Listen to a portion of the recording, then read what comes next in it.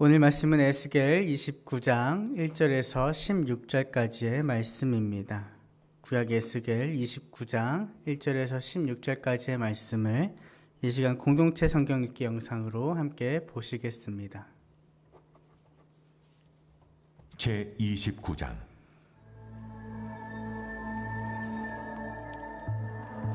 열째 해 열째 달 열둘째 날에 여호와의 말씀이 내게 임하여 이르시되 인자야, 너는 애굽의 바로 왕과 온 애굽으로 얼굴을 향하고 예언하라.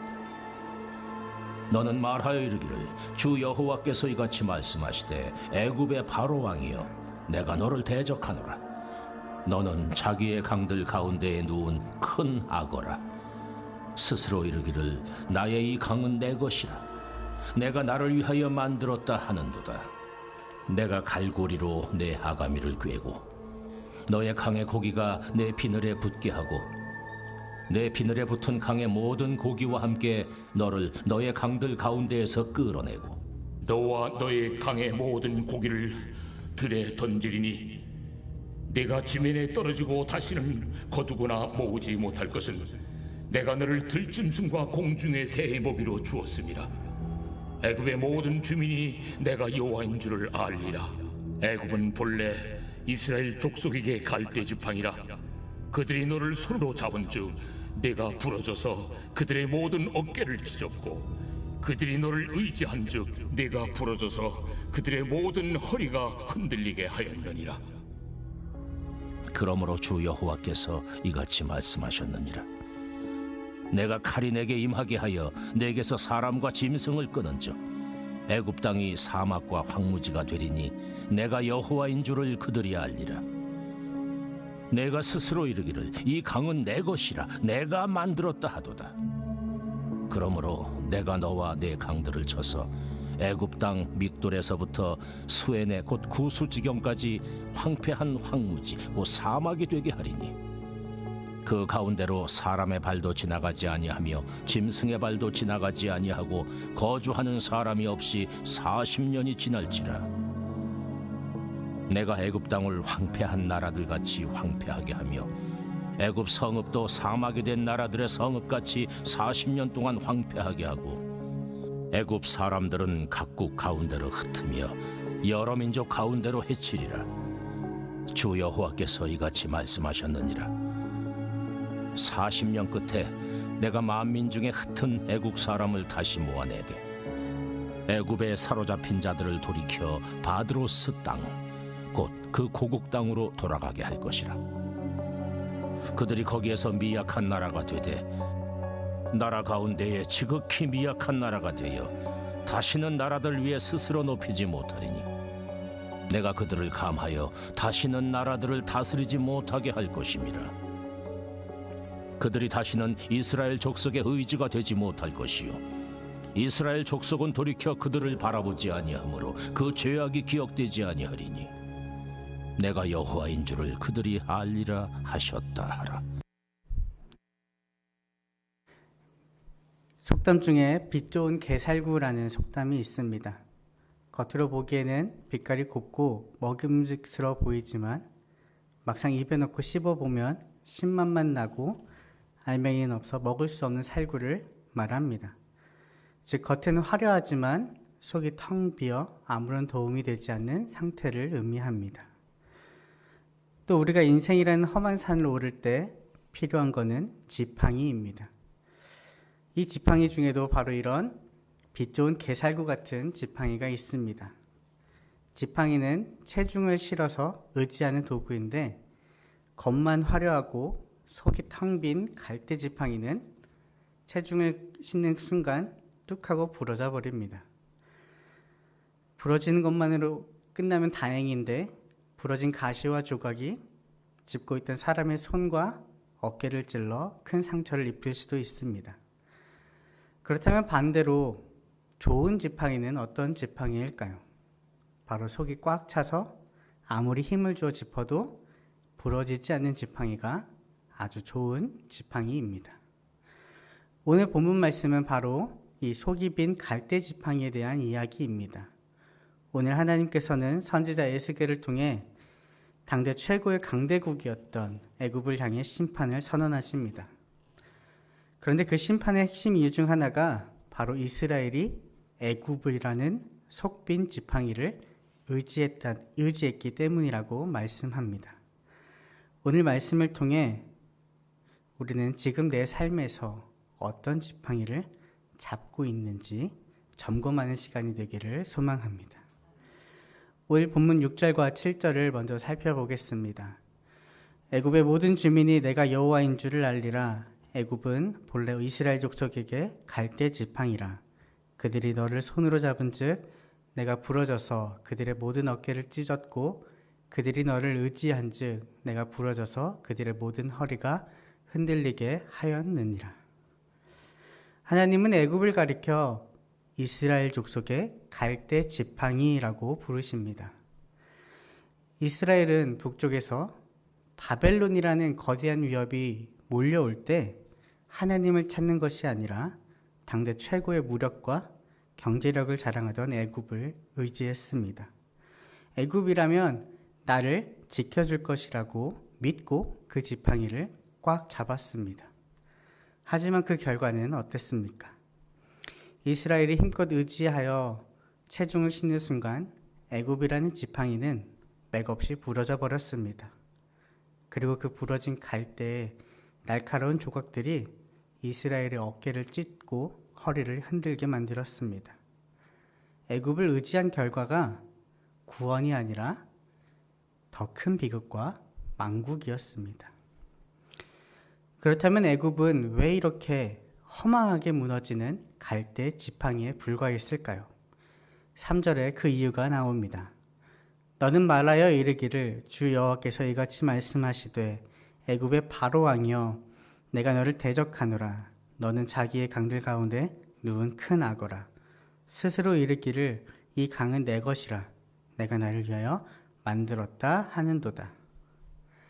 애굽이 망한 첫 번째 이유는 바로 교만이었습니다. 나일강의 풍요로움을 누리며 이 강은 내 거다. 내가 나를 위해 만들었다라고 호언장담했습니다. 여기서 큰 악어는 자신이 마치 나일강의 주인인 양 내 힘으로 이룬 거라며 뻐기던 악어와 같다라는 말입니다. 세상의 풍요와 힘에 도취되어 세상을 창조하신 하나님을 무시하고 자신이 마치 하나님인 것처럼 굴었던 겁니다. 그런데 여기서 한 가지 질문이 생길 수 있습니다. 아니, 애굽 입장에서 보면 좀 억울한 건 아닌가? 이스라엘이 자기들 좋다고 찾아와서 의지한 건데 왜 애굽이 하나님께 심판을 받아 망해야 하는가라는 질문입니다. 하지만 결코 억울한 일이 아닙니다. 애굽은 하나님이 주신 풍요와 힘을 가지고 하나님을 예배하기는커녕 스스로 우상이 되었고 하나님의 백성을 하나님에게서 떼어놓는 세상의 유혹과 우상의 거점이 되었기 때문입니다. 창조주를 무시하고 스스로 하나님이 되려 한 교만의 대가가 결국 하나님의 엄중한 심판이었던 겁니다. 그렇다면 하나님께서는 왜 이스라엘이 의지했던 애굽을 이렇게 철저하게 심판하셨을까요? 본문 16절에 그 목적이 나와 있습니다. 그들이 다시는 이스라엘 족속의 의지가 되지 못할 것이요 이스라엘 족속은 돌이켜 그들을 바라보지 아니하므로 그 죄악이 기억되지 아니하리니 내가 여호와인 줄을 그들이 알리라 하셨다 하라. 하나님의 애굽을 꺾으신 이유는 이스라엘의 눈을 열어주기 위함이었습니다. 이스라엘은 고난이 찾아올 때마다 겉모습이 화려한 세상의 힘을 바라보았습니다. 그러나 하나님은 애굽을 철저히 무너뜨리심으로 이스라엘에게 깨닫게 하셨습니다. 봐라, 너희가 의지하던 세상의 지팡이가 얼마나 무력한지, 너희의 손을 찌르는 속빈 갈대에 불과하다라는 것을 좀 깨달아라 라는 말입니다. 그런데 이렇게 갈대 지팡이와 정반대인 지팡이가 성경을 찾아보면 나옵니다. 이스라엘 역사 속에서 나옵니다. 바로 모세의 지팡이입니다.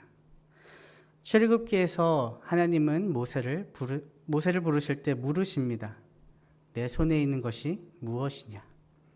모세가 대답합니다. 지팡이니이다. 그 지팡이는 마른 나무 막대기에 불과했습니다. 아무 가치도 없고 광야에서 양을 칠 때나 쓰던 볼품없는 목자의 지팡이였습니다. 하지만 모세가 그 지팡이를 하나님 앞에 내려놓고 하나님 말씀에 순종하여 다시 잡았을 때 그것은 더 이상 단순한 나무 막대기가 아니었습니다. 볼품없는 막대기에서 하나님의 지팡이로 바뀌었습니다. 그리고 이 하나님의 지팡이가 홍해 앞에 내밀어질 때 바다가 갈라졌습니다. 그 지팡이로 반석을 칠 때 시원한 생수가 터져 나왔습니다. 그 지팡이를 들고 기도할 때 아말렉과의 전투에서 승리했습니다. 애굽이라는 지팡이는 겉으로 보기에는 금으로 장식되고 굵고 화려해 보였지만 실상은 속이 빈 갈대라서 그 지팡이를 잡은 사람을 쓰러뜨렸습니다. 반면에 모세의 지팡이는 볼품없는 나무 막대기였지만 하나님의 손에 붙들렸을 때 세상을 뒤흔드는 능력이 되었습니다. 하나님은 이스라엘이 겁만 번지르한 애굽의 갈대 지팡이를 버리고 오직 능력이신 하나님의 지팡이만 잡기를 원하셨던 겁니다. 오늘 이 새벽에 하나님은 에스겔 선지자를 통해 우리 각 사람에게도 동일하게 물어보십니다. 너는 지금 어떤 지팡이를 잡고 삶을 버티고 있느냐? 우리가 살아가는 이 세상은 겉으로 보기에 너무나 매력적이고 튼튼해 보이는 애굽의 지팡이들이 참 많습니다. 내가 쌓아놓은 통장의 잔고, 내가 가진 경험, 인맥, 자녀들의 성공, 세상의 권력과 직위, 이것만 잡고 있으면 내가 안전할 것 같고 흔들리지 않을 것처럼 보입니다. 하지만 우리는 기억해야 합니다.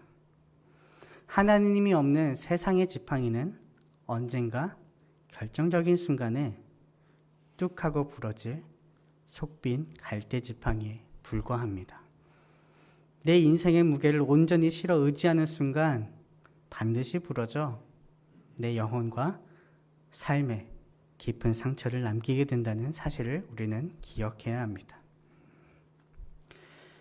그렇다면 우리는 어떻게 해야 썩지 않고 부러지지 않는 하나님의 지팡이를 내 삶에서 실제로 붙잡을 수 있을까요? 우리가 영적으로 하나님의 지팡이를 잡는 방법은 멀리 있지 않습니다. 바로 기도와 말씀이라는 두 손을 잡는 겁니다. 기도는 내 손에 쥐고 있는 세상의 지팡이를 내려놓는 일입니다. 내 손에 세상의 지팡이가 가득 쥐어져 있으면 아무리 좋은 하나님의 지팡이라도 잡을 수 없습니다.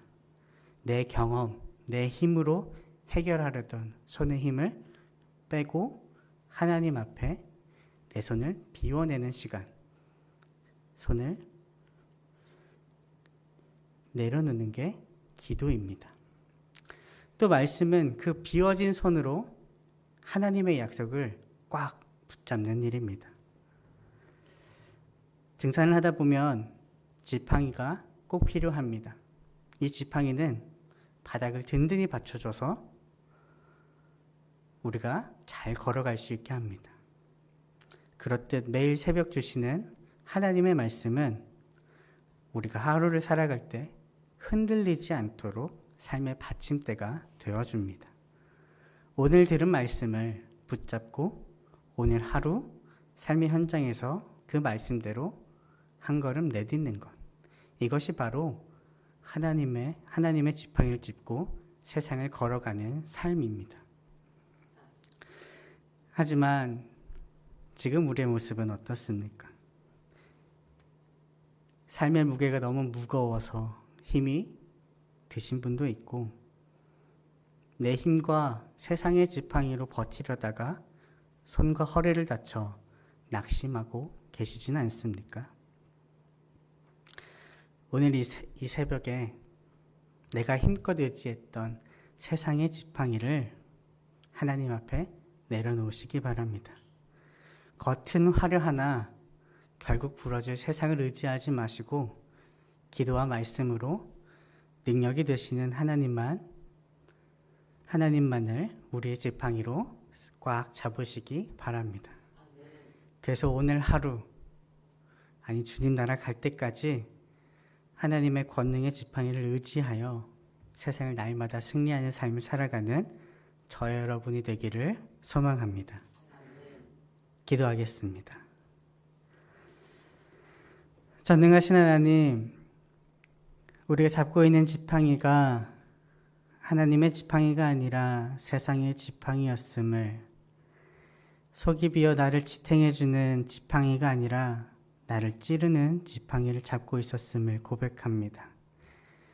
이제는 세상의 지팡이를 내려놓으려고 합니다. 주님 도와주시옵소서. 세상의 지팡이 대신 하나님의 지팡이를 잡고 주님과 함께 걸어가는 우리가 될 수 있도록 인도하여 주시옵소서. 감사합니다. 그리고 사랑합니다. 예수님의 이름으로 기도합니다. 아멘.